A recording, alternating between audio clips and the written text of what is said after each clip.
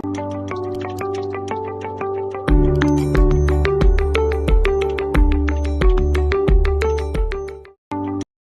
తెలంగాణ. అందరికీ నమస్కారం.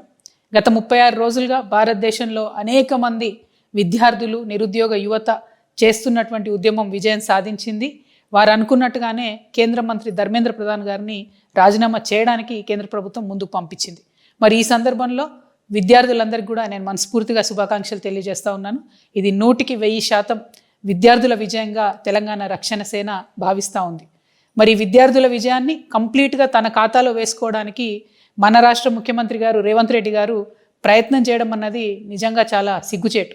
నిన్న సాయంత్రం హైదరాబాద్లో దాదాపుగా 3-4 గంటలు కొవ్వొత్తులు పట్టుకొని కాంగ్రెస్ పార్టీ శ్రేణులంతా కూడా నగర వీధుల్లో ఊరేగడం అన్నది చాలా సిగ్గుపడాల్సిన విషయం. ఎందుకంటే కేంద్ర ప్రభుత్వాన్ని ప్రశ్నించినటువంటి విద్యార్థులు తమనెక్కడ ప్రశ్నిస్తారో అనే భయంతోనే, తమ ఫెయిల్యూర్స్ని ఎక్కడ ఎక్స్పోజ్ చేస్తారనే భయంతోనే ముందుగానే ముఖ్యమంత్రి గారు బయటకు వచ్చి యూత్నంతా నేను ఎంకరేజ్ చేస్తున్నాను, 21 ఇయర్సే మీరు పార్లమెంట్లో ఉండాలని చెప్తున్నారు. సంతోషం, మంచిదే. ఎట్లుందంటే ఇది కాంగ్రెస్ పార్టీ పరిస్థితి, 1000 ఎలుకలు తిన్న పిల్లేట కాశీయాత్ర పోయిందట.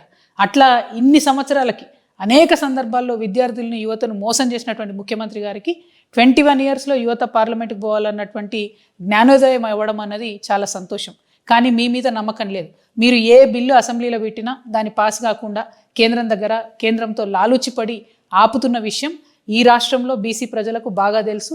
ఈ రాష్ట్రంలోని ప్రజలందరికీ కూడా ఆ విషయం బాగా తెలుసు. సో మీరు 21 ఇయర్స్ బిల్లు పెడతామంటే నమ్మడానికి ఎవరు లేరు. అదేవిధంగా మీరు యువతకి ఇచ్చిన అనేక హామీలు, అది 2 లక్షల ఉద్యోగాలు అయితేనేంటిది, నిరుద్యోగ భృతి అయితే ఏంటిది, జాబ్ క్యాలెండర్ అయితే ఏంటిది, ఆఖరికి స్కూల్ పిల్లలకు కనీసం ఇవాళ యూనిఫామ్ లేనటువంటి పరిస్థితి ఉంది. బ్రేక్ఫాస్ట్ పెడతామన్నారు, అది పెట్టకుండా ఉన్నటువంటి పరిస్థితి ఉంది. ఫీ రియంబర్స్మెంట్ ఇస్తామన్నారు, అది ఇయ్యనటువంటి పరిస్థితి ఉంది. పెద్ద అట్టహాసంగా ఉస్మానియా యూనివర్సిటీకి పోయి 1000 కోట్లు ఇస్తామని ప్రకటించి ఇప్పటివరకు ₹1 ఇవ్వనటువంటి చరిత్ర కాంగ్రెస్ పార్టీ చరిత్ర, రేవంత్ రెడ్డి గారి చరిత్ర.